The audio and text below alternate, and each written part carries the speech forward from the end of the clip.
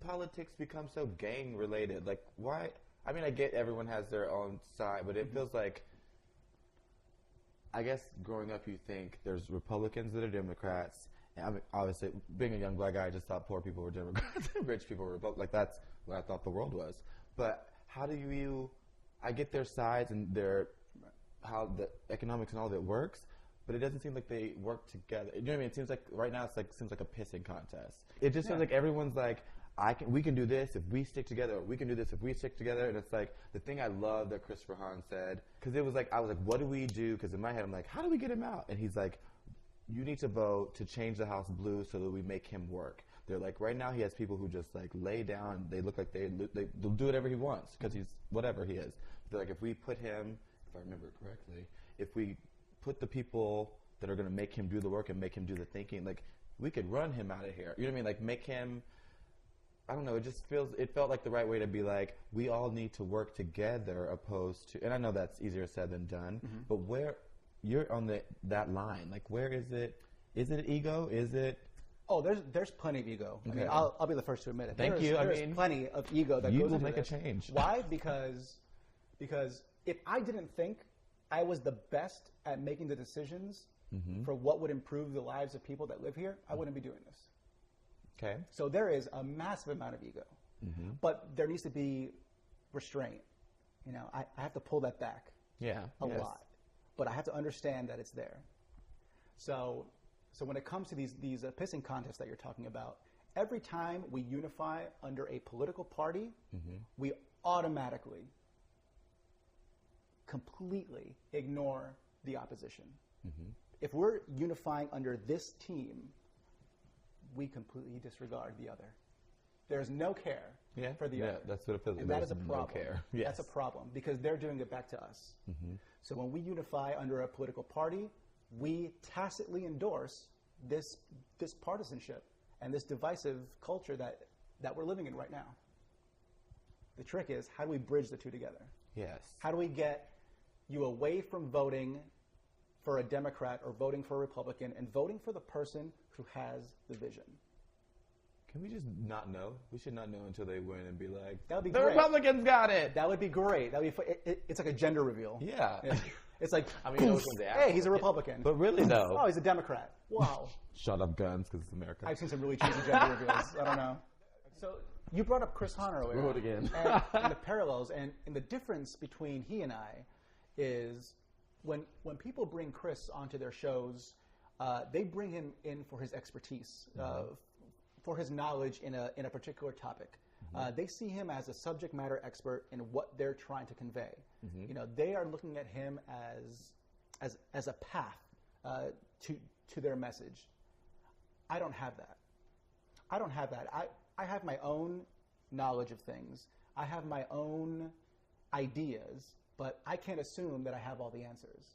People depend on Chris for the answer so they can either promote or completely bash an idea that's been put out in society, whether it's on Fox Business or Fox News or any other outlet that Chris is invited on. All of them. His credits are crazy. Well, so you know the weight more than I do. Even.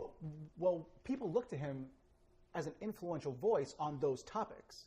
If I go into this race, if I'm running this campaign thinking that I have those answers, that's a complete disregard for representing the people. I need to know what their concerns are. I can't go to office with my concerns and legislate off of me. We can't pass laws based on emotion. You know, politics isn't the arena where I figure out what's best for Harry Freeman. You know, Harry Freeman is the lowest common denominator in politics. Politics should be an arena where opposing conversations and dialogues take place, where eventually a truth emerges, where both ends of this conversation can come together and say, okay, we've gotten to a quorum on what we believe. How do we move forward on this topic?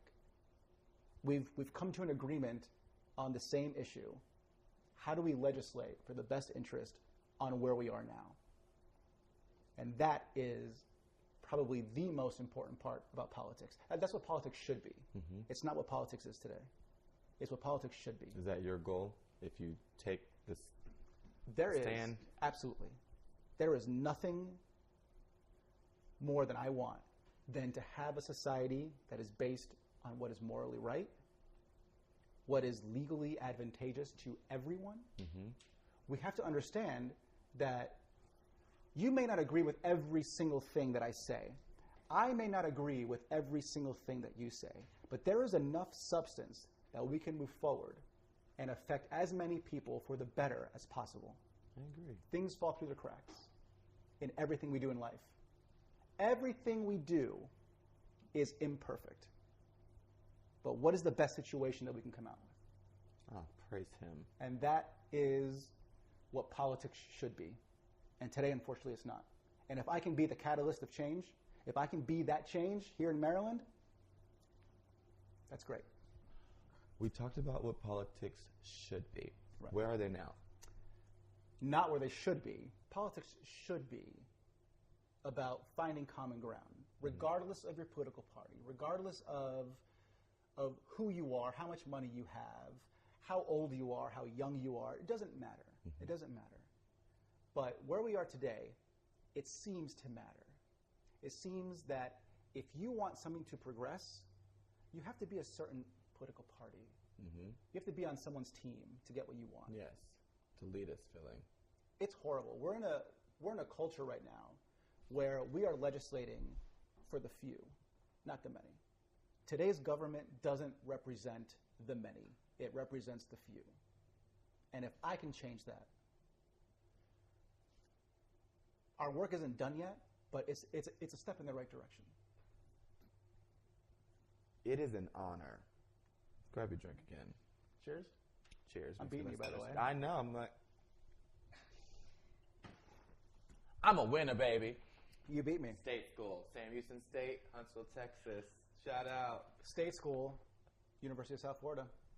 See, Go you Bulls. Ivy League hoes coming for us. We there. Sorry. It is an honor to be with you. It's an honor to be with you. Thank you. Thank you.